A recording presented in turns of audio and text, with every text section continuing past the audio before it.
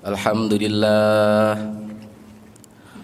Alhamdulillahilladzi amarna bil imani wat taqwa wa nahana 'anil fahsya'i wal munkar.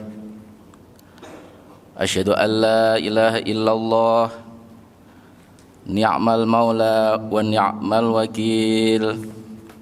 Ni'mal maula wa ni'man nasir. Wa asyhadu anna sayyidana Muhammadan abduhu wa rasuluh.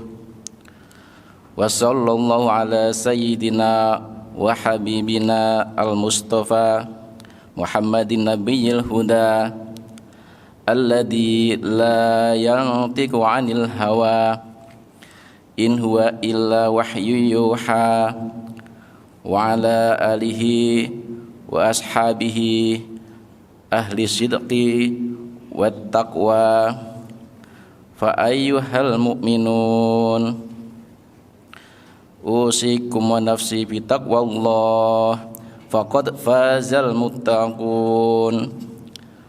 Wattaqullaha haqqa tuqatih wa la tamutunna illa wa antum muslimun.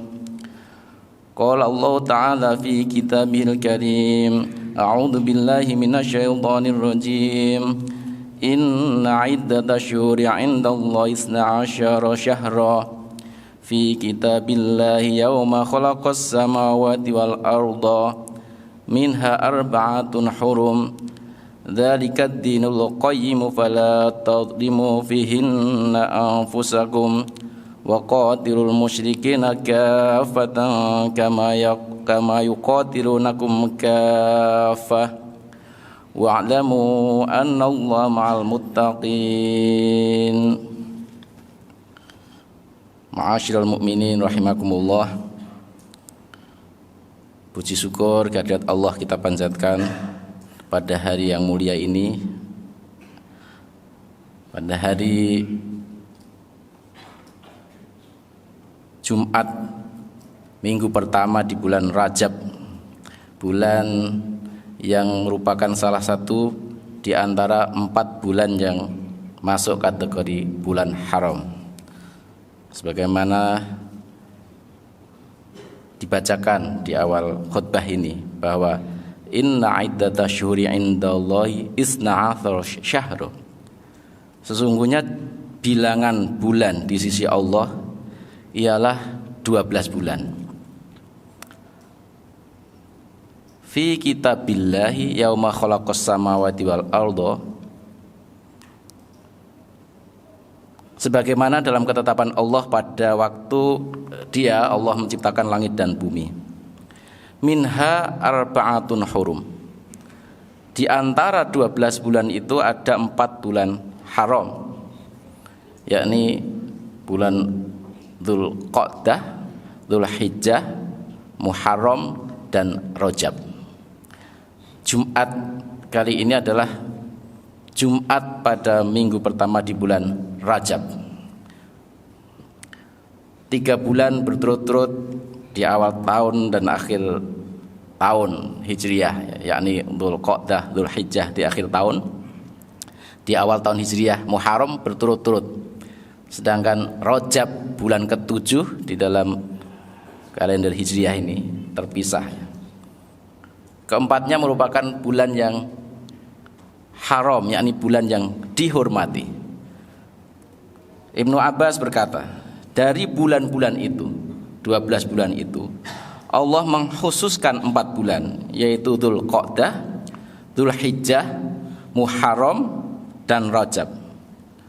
Allah menjadikan mereka bulan-bulan yang suci dan kesuciannya begitu diagungkan, dan menjadikan dosa di dalamnya juga besar, sebagaimana Dia menjadikan amal soleh dan balasannya lebih besar. Kemudian Allah firmankan di sini, fala tadlimu fihinna anfusakum, maka janganlah kamu menzalimi dirimu dalam bulan-bulan haram tersebut, dalam bulan yang 4 itu. Sebagaimana Allah menetapkan ada tempat yang dimuliakan, disucikan, seperti Masjidil Haram, Masjid Nabawi, Baitul Maqdis. Maka kita ketika memasuki tempat-tempat yang dimuliakan itu, yang diharamkan itu, ada tata caranya, ada aturannya. Kita tidak boleh melakukan suatu pelanggaran-pelanggaran dosa, kezaliman di dalamnya, karena itu bisa berlipat ganda dosanya atau siksanya. Demikian juga ketika kita berbuat kebajikan di tempat-tempat itu, maka dilipat gandakan pahalanya sedemikian luas. Demikian juga dalam hal waktu, Allah memiliki waktu-waktu yang dimuliakan. Salah satunya dalam waktu 1 bulan ini, 1 bulan Rajab, kemudian Dzulqa'dah, Dzulhijjah, Muharram adalah waktu-waktu yang suci, yang dimuliakan, yang mana kita dilarang untuk berperang, untuk menzalimi diri sendiri, untuk melakukan perbuatan-perbuatan yang maksiat, karena dosanya begitu besar. Bukan berarti di bulan-bulan lain boleh melakukan kezaliman, sama tidak boleh. Hanya saja di bulan haram ini lebih besar dosanya, lebih besar pahalanya bagi yang berbuat kebajikan. Oleh karena itu, hendaklah kita di bulan Rajab ini, sekaligus juga bulan untuk mempersiapkan kita menyambut tamu Ramadan. Kita persiapan sejak bulan Rajab ini. Sebagaimana sebuah hadis yang dirujuk oleh Imam An-Nawawi dalam kitab Hilyatul Auliya, hadis dari Ziyad Al-Namiri dari sahabat Anas radhiyallahu anhu, ia berkata bahwa Rasulullah ketika memasuki bulan Rajab, beliau membaca Allahumma barik lana fi Rajab wa Sya'bana wa ballighna Ramadan. Maka hendaklah kita juga mempersiapkan diri dengan membaca doa ini, mohon keberkahan di bulan Rajab ini dan juga bulan Sya'ban, untuk nanti supaya kita diberikan umur yang panjang, usia yang berkah, bisa berjumpa dengan Ramadan. Ma'asyiral mukminin, terdapat peristiwa-peristiwa penting di bulan Rajab ini, antara lain Isra Mi'raj Nabi Muhammad SAW, yang juga menurut mayoritas ulama diyakini atau berpendapat bahwa Isra Mi'raj itu terjadi pada 27 Rajab, pada akhir masa kenabian di Makkah sebelum hijrah ke Madinah. Kemudian juga bagi kita warga UI ini, bulan Rajab bulan yang istimewa karena berdirinya UI bertepatan dengan 27 Rajab tahun 1364 Hijriah atau 80 tahun perhitungan Hijriah. Jadi usia UII saat ini kalau perhitungan Hijriah sudah 80 tahun. Alhamdulillah. Sebuah warisan ulama-ulama dan tokoh-tokoh muslim, antara lain Muhammad Hatta, Kiai Haji Kahar Muzakir, Kiai Haji Wahid Hasim, Kiai Haji Ahmad Sanusi, Kiai Haji Mas Mansur, Muhammad Nasir, Muhammad Rum, dan tokoh-tokoh bangsa lainnya. Jadi UI ini dibangun di atas landasan religius nasionalisme dan nasionalisme religius. Ma'asyiral mukminin, di Jumat hari ini juga merupakan minggu terakhir bulan Januari di awal tahun 2023 ini. Ada beberapa tantangan ekonomi dan politik pada tahun 2023 ini. Oleh karena itu kita juga perlu bisa membaca perubahan-perubahan itu. Tahun 2023 merupakan tahun politik yang perlu kita waspadai. Berbagai upaya untuk memecah belah, mengadu domba, memfitnah, ya, membuat perpecahan-perpecahan, pembelahan-pembelahan sosial. Oleh karena itu umat Islam hendaklah bisa mewaspadai ini. Kemudian di belahan dunia lain terjadi perang antara Ukraina dan Rusia, yang itu akan berpengaruh atau mungkin akan mempengaruhi tatanan global dan bisa mengancam perekonomian dunia, karena beberapa negara sangat menggantungkan sumber pangan gandum dari kedua negara, Rusia dan Ukraina, dan juga beberapa energi yang bersumber dari Rusia. Ini tentu akan bisa mempengaruhi peredaran barang-barang yang dibutuhkan oleh masyarakat dunia ini. Beberapa kemudian mengkhawatirkan adanya ancaman krisis ekonomi, krisis pangan, krisis politik, resesi atau perlambatan ekonomi. Ekonomi tidak tumbuh tapi malah banyak PHK, banyak pengangguran, inflasi, kenaikan harga-harga. Kemudian ini juga memicu bisa menimbulkan masalah sosial, kriminalitas, depresi sosial, disharmoni sosial. Namun bagaimana kita umat Islam menyikapi ini? Prediksi-prediksi dari berbagai lembaga ekonomi, lembaga think tank ataupun ekonomi. Yang pertama, kita harus meyakini bahwa semua peristiwa yang ada di dunia ini dan alam semesta ini adalah semua dalam kekuasaan Allah. Allah bisa membolak-balikkan suatu keadaan, menjadikan yang kaya jadi miskin, yang miskin jadi kaya, rakyat jelata jadi raja atau jadi penguasa jadi rakyat jelata, penguasa jadi terpidana, ya, dan sebagainya. Allah membolak-balikkan keadaan yang tadinya gurun seperti di Arab Saudi sekarang jadi tumbuh menghijau, yang tadinya mungkin hijau jadi sekarang gersang. Ya, semuanya di dalam genggaman Allah, di dalam kekuasaan Allah.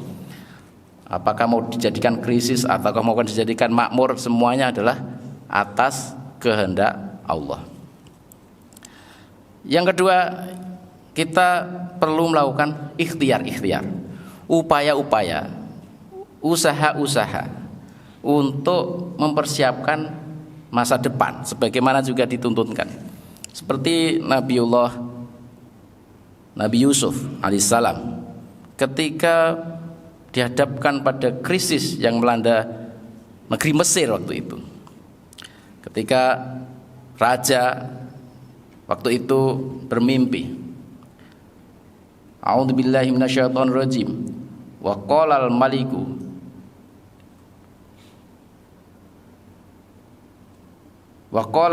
maliku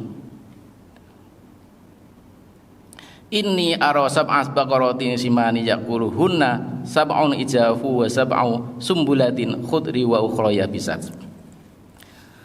Raja berkata kepada para tokoh-tokoh pemuka dari kaumnya waktu itu, sesungguhnya aku bermimpi melihat 7 ekor sapi betina yang gemuk-gemuk dimakan oleh 7 ekor sapi betina yang kurus-kurus, dan 7 butir gandum yang hijau dan 7 butir lainnya yang kering, sebagaimana disebutkan dalam Quran surat Yusuf ayat 43. Nabi Yusuf kemudian bisa mentakwilkan mimpi itu, yang mana orang-orang tidak tahu makna mimpi itu apa, makna dari mimpinya raja, bahwa nanti negeri Mesir akan menghadapi 7 tahun kemakmuran. Setelah itu akan menghadapi 7 tahun masa krisis, paceklik, kesulitan ekonomi. Nah, kemudian apa yang dilakukan waktu itu? Nabi Yusuf menyarankan, qala tazra'una sab'a sinina da'aba fama hasadtum fadharuhu fi sumbulihi illa qalilan mimma ta'kulun. Nabi Yusuf memberikan suatu solusi, strategi untuk menghadapi krisis. Sebaiknya kamu bertanam selama 7 tahun sebagaimana biasa. Namun apa yang kamu tuai hendaklah kamu biarkan di tangkainya, di bulirnya, kecuali sedikit untuk kamu makan. Jadi membuat cadangan pangan, ya, membuat persiapan itu, ada persiapan menghadapi masa depan krisis, ada cadangan pangan. Kemudian juga hasil pangan itu panen jangan ditumbuk, tapi dibiarkan, dibulirnya supaya awet, ya, disimpan. Itu upaya ekonomi. Juga sama ketika Nabi SAW hijrah ke Madinah, apa yang dilakukan adalah pertama membangun sarana ibadah, membangun Masjid Nabawi, dan membangun sarana ekonomi, yakni membangun pasar Madinah. Jadi dua hal ini, membangun sarana ekonomi untuk supaya kita itu ibadahnya lebih baik, ya. Bukan membangun sarana ibadah untuk ekonomi, tapi ekonomi adalah untuk supaya mendukung kita ibadahnya lebih baik. Nah, perhatian Nabi tentang masjid dan pasar ini menjadi hal yang perlu juga kita renungkan, bahwa kemandirian ekonomi, kemandirian pangan, sebagaimana tadi Nabi Yusuf, adalah hal yang penting, ya. Kemandirian energi. Terkait dengan itu, maka apa yang perlu kita lakukan ikhtiarnya adalah mengembangkan dan memperkuat industri halal dan ekosistem ekonomi syariah. Satu laporan dari The State of the Global Islamic Economic Report tahun 2022, bahwa pengeluaran umat muslim Indonesia itu atas produk dan layanan halal mencapai 2.760 triliun. Ini kita itu ranking 4 di dunia, masih kalah dengan Malaysia, ya. Nomor 1 Malaysia, nomor 2 Arab Saudi, dan nomor 3 Uni Emirat Arab. Ketiga, tetap optimis, ya. Fa inna ma'al usri yusra, inna ma'al usri yusra. Kemudian doa, dan terakhir tawakal. Barakallahu li wa lakum fil Qur'anil azim wa nafa'ani minal ayati wa dzikril hakim. Astaghfirullahal azim li wa lakum wa lisairil muslimin fastaghfiruhu innahu huwal ghafurur rahim.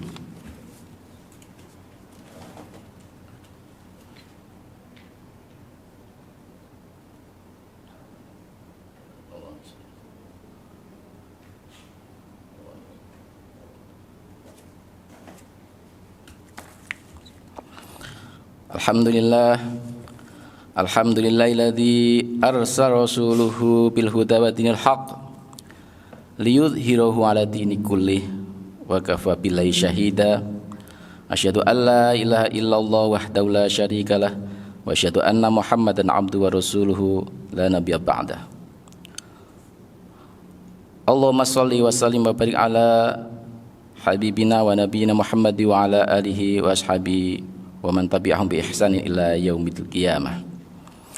Ya ayyuhalladzina amanu taqullaha wal tanzur nafsum ma qaddamat liqad wattaqullaha innallaha khabirum bima ta'malun. Qala Allah ta'ala fi kitabil karim, innallaha wa malaikatahu yusholluna 'alan nabi ya ayyuhalladzina amanu shallu 'alaihi wa sallimu taslima. Allahumma shalli ala Muhammad wa ala ali Muhammad kama shallaita ala Ibrahim wa ala ali Ibrahim wa barik ala Muhammad wa ala ali Muhammad kama barakta ala Ibrahim wa ala ali Ibrahim fil alamin innaka Hamidum Majid. Allahumma ighfir lil mu'minin wal mu'minat wal muslimin wal muslimat al ahya'i minhum wal amwat innaka ala qaribun mujibud da'wat ya qadhiyal hajat. Allahumma fa'annal bala wal waba wasu al fitnati wal mihan ma dhahara minha wa ma batan an baladina Indonesia khosoh wasairil buldanil muslimina ammah ya rabbal alamin. Rabbana la tu'akhidna in nasina aw akhtana Rabbana wa la tahmil alana isran kama hamaltahu alal ladzina min qablina Rabbana wa la tuhammilna ma la taqata lana bih wa'fu anna waghfir lana warhamna anta maulana fansurna 'alal qaumil kafirin. Rabbana atina fid dunya hasanah wa fil akhirati hasanah wa qina adzabannar. Subhana rabbika rabbil izzati amma yasifun wassalamun 'alal mursalin walhamdulillahi rabbil alamin. Aqimissalah.